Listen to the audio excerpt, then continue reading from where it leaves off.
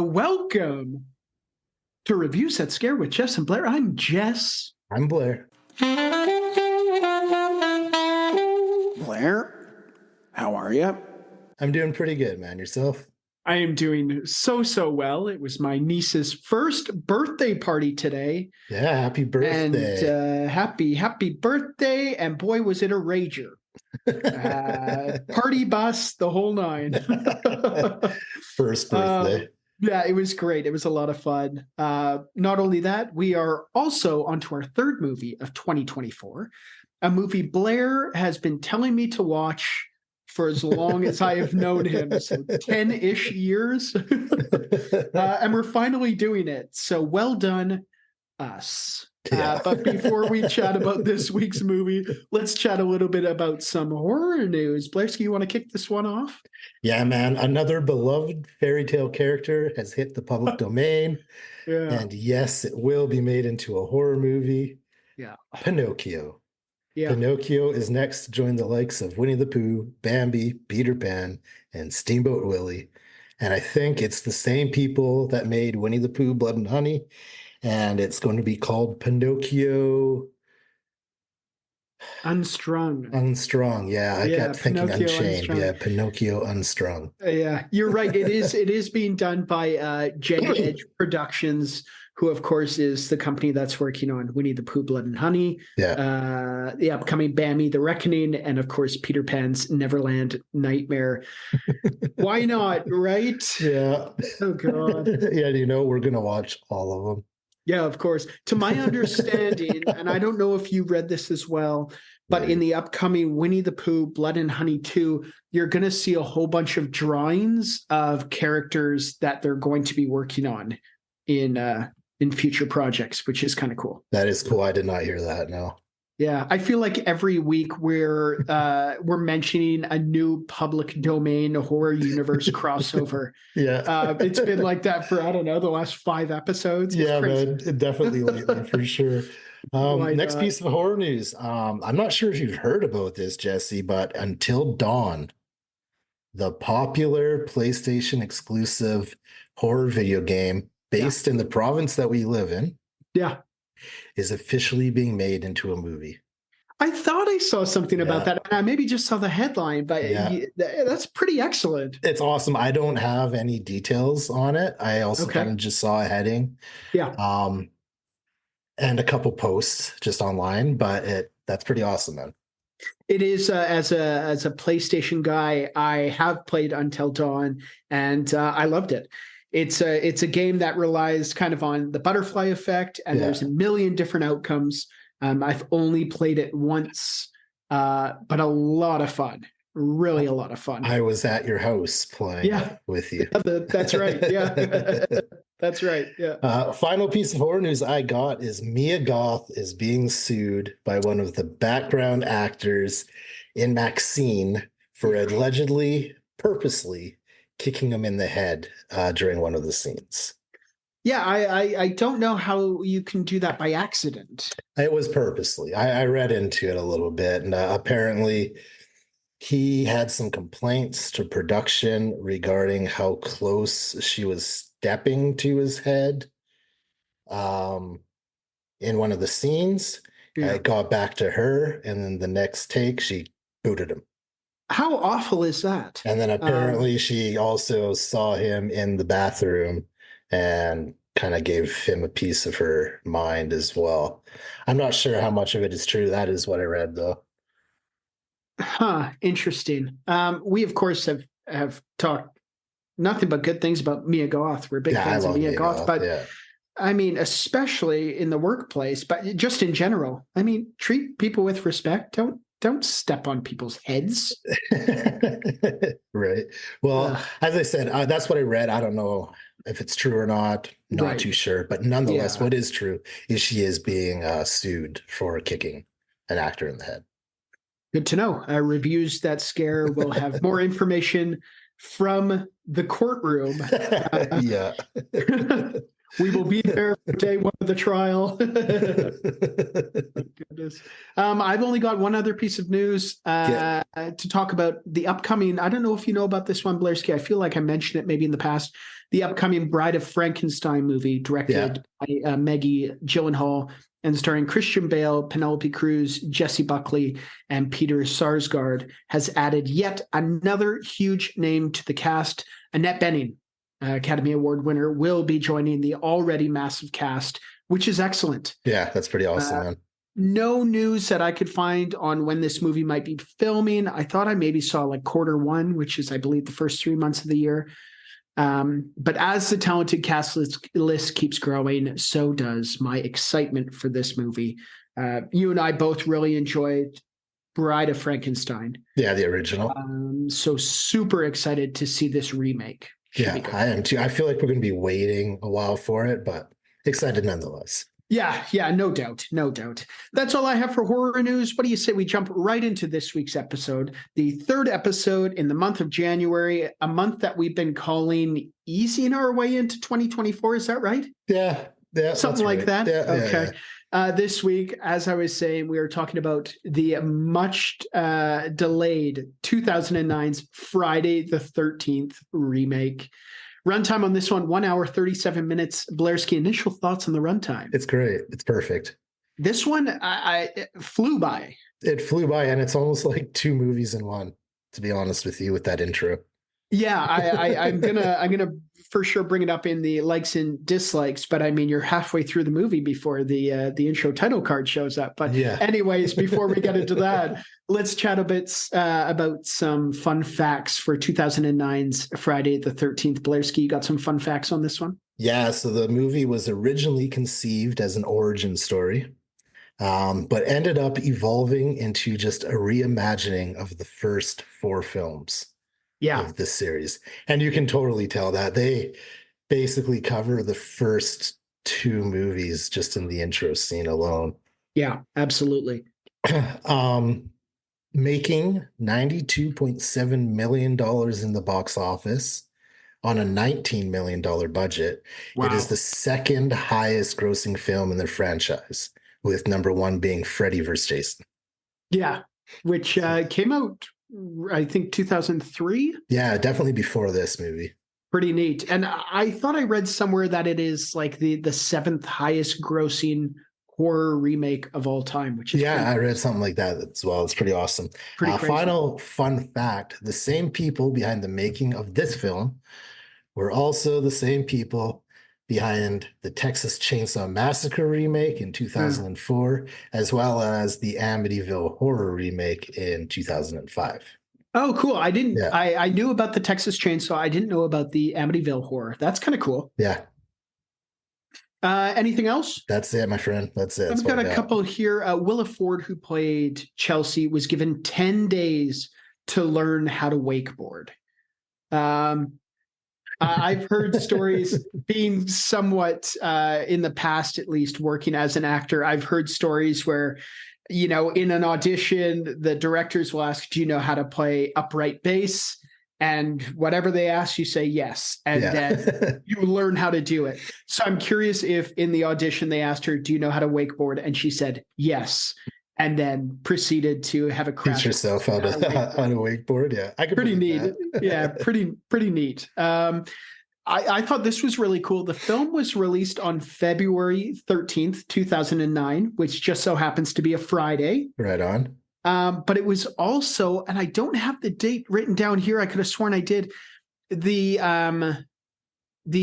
initial photography was also completed on a Friday the 13th, which is really, really cool. I don't know if it was by coincidence. I imagine the release date in theaters was done purposely on purpose, but I'm not so sure about primary no, that was for sure coincidence, I'm thinking. Yeah. And then finally, Michael Bay, legendary producer, allegedly walked out of the premiere saying that the movie featured too much sex. He was not wrong. There's an awful lot of sex in this movie. Let's get into the fine folks who made this movie possible. First of all, directed by Marcus Nispel, also directed 2003's The Texas Chainsaw Massacre, 2011's Conan the Barbarian, and directed a ton of music videos. I'm just going to list off a few, including What You Gonna Do by Terror Squad featuring Big Pun, Spice Up Your Life by the Spice Girls. Okay. Yeah. No Doubt Spiderweb. And When You're Gone by Bryan Adams featuring Mel C, Sporty Spice of the Spice Girls. Right Pretty on. cool. That is pretty awesome, cool. Man. Yeah. This one written by Damian Shannon, also wrote 2017's Baywatch and 2003's Freddy vs. Jason. And also written by Mark Swift, who also wrote 2017's Baywatch and 2003's Freddy versus Jason. Big cast in this one, so I'm only going to talk about a few of them. Yeah, fair. Starting off, Jared Padalecki as Clay, also starred in 2005's House of Wax, as Dean in 63 episodes of Gilmore Girls, in 56 episodes of Walker, and in 327 episodes of Supernatural. Mm-hmm. Now, I've never seen Supernatural, but 327 episodes, I'm guessing he was one of the leads on that show. I've never seen it either, but I do remember commercials for it, and he was definitely him and one other guy, I think, were the leads in that show. That's a lot of episodes. Mm-hmm. Also starring Amanda Righetti as Whitney. She starred in 23 episodes of Colony as Madeline, 132 episodes of The Mentalist, where she played Grace, 12 episodes of The OC, and in 2023's Showdown at the Grand. Also starring Danielle Panabaker as Jenna, also starred in 184 episodes of the hit TV show The Flash, Supergirl, and Arrow, where she played Caitlin Snow. And then finally, I mean, it can't be a Friday the 13th episode without talking about the man who played Jason Voorhees, but Derek Myers, or Derek Mears as Jason Voorhees, also starred in 2010's Predators as Classic Predator, as Swamp Thing in 10 episodes of 2019's Swamp Thing, as Simeon in the brand new 2023 Rebel Moon Part 1, and also did stunt work for 2002's Signs, 2003's Pirates of the Caribbean, The Curse of the Black Pearl, and 2008's Indiana Jones and the Kingdom of the Crystal Skull. Synopsis, courtesy of our dear friends at IMDb. A group of young adults visit a boarded-up campsite named Crystal Lake, where they soon encounter the mysterious Jason Voorhees and his deadly intentions. Yeah. Cool. Perfect, man. Yeah, great. Cool. Everybody knows what a Friday the 13th movie consists of. Yeah, I think the synopsis could have been yet another Friday the 13th movie. Okay, this leads to one of our favorite segments, Kill Count. Kill Count. The time of the show we count the kills. Blairski, I'm guessing we have a pretty big kill count for this one. What do we got? So, it's okay. I wrote down 15. Okay. If you're including Jason at the ending and Pamela Voorhees at the beginning, I'm not going to do that because Jason doesn't die. In fact, he makes an appearance at the end, as he always does. Yeah. And Pamela Voorhees at the beginning, I'm going to kind of consider that a throwback or a flashback. Yeah. So we're at 13. Okay. Which is a perfect fitting number for a Friday the 13th movie. You're right. I didn't even think about that. That's great. To my understanding, at this point, after this film, 2009, I believe Jason's death total was at about 200 out of over the franchise, which is pretty great. Yeah. This leads us to likes and dislikes, the portion of the show where we talk about what we liked, what we didn't like, and everything in between. Blairski, do we want to start with the kills in this one? Well, yeah, we do. And the intro. I kind of want to start with the kills in the intro and the intro itself. Absolutely. So, as I said earlier, that intro is almost like a short movie in itself. Is it not? I have it clocked in here. So the intro, which you and we love intros. For the listeners who have been listening for a while, you know how much Blair and I love our intros. Yeah. But we don't see the title card Friday the 13th until 23 minutes into this movie. That's crazy, man. That's wild. Almost a half hour into the movie. Yeah, I was not expecting it at that point. I mean, you might as well have it at the beginning, but I guess it is a good time card, and it is kind of a nice place where it separates, 6 the rest of the minutes movie, previous and then in current time. But yeah, 23 minutes is a long intro. I totally agree. But in that intro, we see some of the best kills in the movie. Yeah. That sleeping bag kill. Over the fire pit. Yeah. So Jason's always been known for the sleeping bag kill. Normally he'll grab them and whack them against a tree or some shit like that. This one was a bit more brutal, where he literally hangs her above a fire pit inside the sleeping bag. Great kill. Great kill. Yeah. It's I'll talk about kind of the uniqueness of certain kills later on, but I don't think I've seen that one before. I have not. No. It was pretty neat for sure. I do want to also mention the first kill we see in the intro, which is of course the beheading of Mrs. Voorhees. Yes. Which obviously a throwback to part 1, but pretty excellent. Very different look for Miss Voorhees, but the sound is very much the same. Yeah, I found. Which is pretty absolutely. Awesome, it is kind of nice. Like obviously, when you're looking at franchises, a Halloween. I mean, Michael Myers has his knife. Mm-hmm. Obviously, Texas Chainsaw Massacre, Leatherface has his chainsaw. And then Jason Voorhees is known for his machete as kind of being his go-to, and he uses it a lot in this one. He does. He also uses different weapons, which is kind of cool. He uses the bow and arrow, which is pretty unique. I know in previous movies he's used a spear before. I don't know if I've ever seen him use a bow and arrow, but I thought that was pretty unique. But yeah, he always goes back to the machete. Yeah, he does get a little bit more creative. He is obviously a killer that uses his environment quite a bit. Yeah. But yeah, that boy loves his knife. Speaking of environment, what did you think about his underground network of tunnels? Yeah, it instantly reminded me of the Texas Chainsaw Massacre Part 2, where it's basically like a rabbit's den. It's just a whole bunch of tunnels. But it is kind of different. It is kind of neat.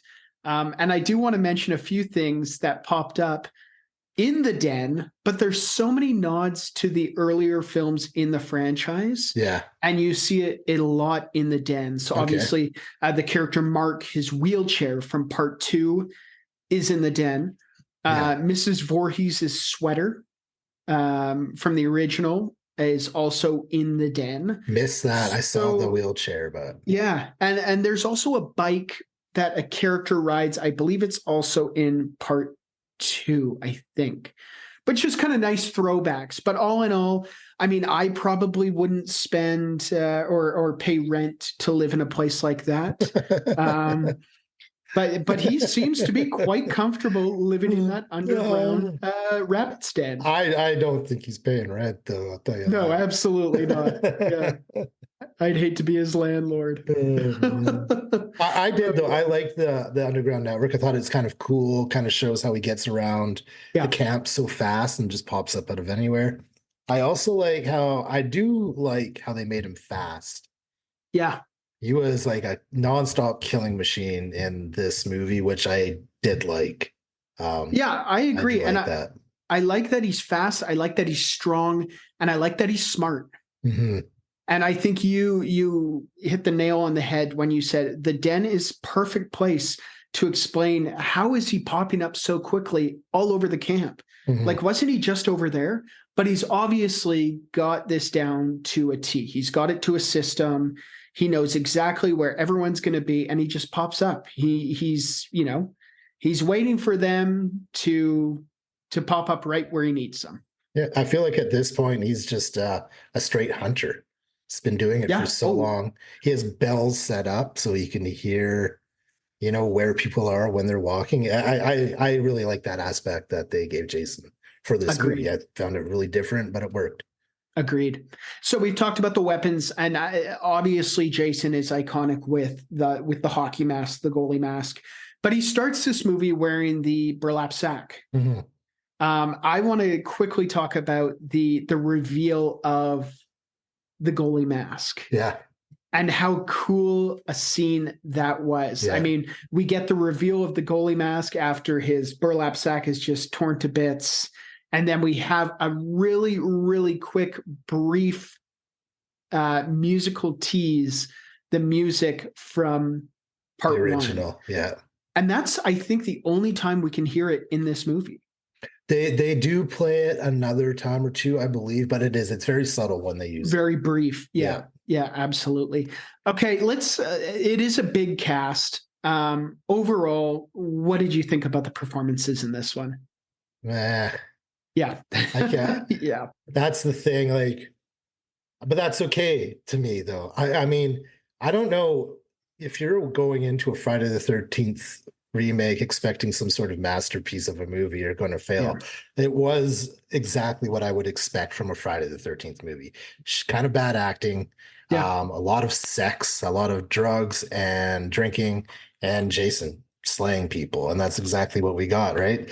So it wasn't that big of a deal, but yeah, the acting was subpar to me, man. Honestly, the acting and the writing and kind of the movie as a whole all kind of go hand in hand. Script, all of it. I thought it was a fine slasher movie. Yeah. Like exactly. there was nothing overly original about this movie. Mm-hmm. I feel like the film studio thought, okay, people want to see hot people getting naked and Jason Voorhees killing those naked people. What's every other Friday the 13th movie about? Exactly. And honestly, they made an hour and 37 minutes of there wasn't really, even the story itself wasn't great. This kid is looking for his sister. Jason has kidnapped this sister because he kind of looks like his mom. See, I wrote that down as a dislike, that I don't like the fact Jason took a hostage in this movie. Yeah. Since when the fuck does Jason ever take hostages? Nobody survives. Yeah. Or let alone let anyone live, right? Yeah. So if there's one thing I really hated about this movie, it's that kind of storyline with it. Yeah. Yeah. But that being said, it's not that big of a deal. You had said it best. I mean, if you go into a Friday the 13th movie expecting anything but like a bloodbath and subpar acting and a subpar script, it's you're not gonna be completely blown away by this remake. I kind of wish they would have just done a straight up remake of part one. Yeah, that would be interesting. Part one is so good, and I think that by adding the first four films, it was just like, it's like they didn't really know what kind of film they were making. Story-wise, they crammed a lot into the movie, but they didn't really need to, because at the end of the day, no one survived it anyway. Yeah. Except the two at the end, and that's another thing I didn't like. I do not think that Clay should have survived this movie. I think it was the same. Yeah, I don't know if Clay should have either. But also, like, and we get it. Jason Voorhees, I mean, he dies, and then boom, when you least expect it, he pops back up. Yeah. I hate anytime they get, it was kind of the same complaints I had with Halloween Ends. It's like, how could you do that? Yeah. I don't know. And I did really like this Jason. Yeah. Like you were saying, you like how quick he is. But just, I thought the Jason in this movie was the best performance, hands down. Yeah. Oh, 100% agree. Did you know, kind of going back to the mask in this movie was made from an exact mold from the original mask. Oh, no way. Part 3, the first one where he gets his mask. Yeah.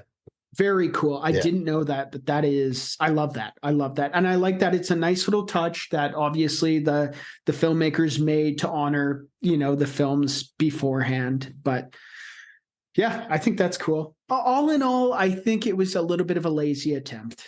Yeah. Money grab. A lot of those movies are. It was 100% better than the money grab that was Nightmare on Elm Street. I'll tell you that. Oh gosh, what a movie! Honestly, and we had mentioned it before. It was fine. It was a fine slasher movie. Yeah, I mean, it's a bloodbath, and it is pretty gory. But yeah, it is what it is. It is what it is. Oh goodness. Do you have any more likes, any more dislikes on this one? No, nothing that we haven't already covered. All The right, looks of it, let's yeah. move right along to our next segment. One of our favorites, some might say. Lessons we learned from watching 2009's Friday the 13th. Lessons we learned from watching. Insert title of movie here. The portion of the show where we chat about the valuable life lessons we learned from watching said movie. Blairski, did you learn a single thing from 2009's Friday the 13th? All right, I did. I learned two things. So I learned that you can drink piss Yeah. because it is sterile, as per Wade at the beginning of the movie. Yeah. Second thing I learned is don't ever sneak up on someone when they are operating a wood chipper. Yeah, big time. Very dangerous. Don't do Yeah. it. Anything else? That's it. That's it. I got a couple here. Don't steal other people's kerosene. No, don't. Don't do it. Also, don't go wakeboarding without a spotter, just in case the driver of the boat is murdered with a bow and arrow. We've got another one here. Don't drink beer out of a sweaty old shoe. And then finally, don't have premarital sex, smoke drugs, or snoop around an abandoned summer camp. Not if you want to live. Yeah, you're just asking for it if you do. Oh, goodness. This leads to one of our other favorite segments of the night, Line of the Night. Line of the night. Line of the night. Line of the night.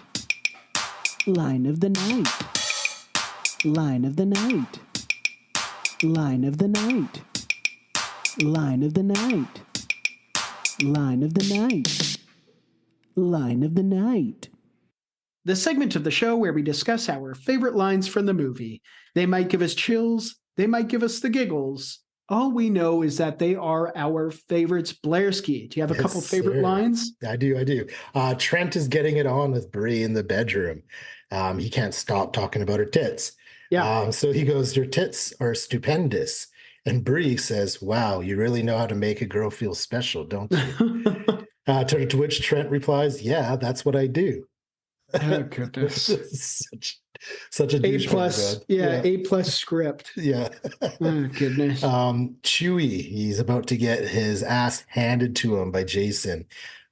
He picks up a hockey stick and hands it over to Jason and says, "Are you looking for this? Because it complements your outfit." Yeah, I love that line. I think that's a really strong line. Yeah, really good. The last one I have is Donnie says this to Clay after Clay sneaks up behind him at the wood chipper and Yeah. says, "You're fucking lucky there, Stretch.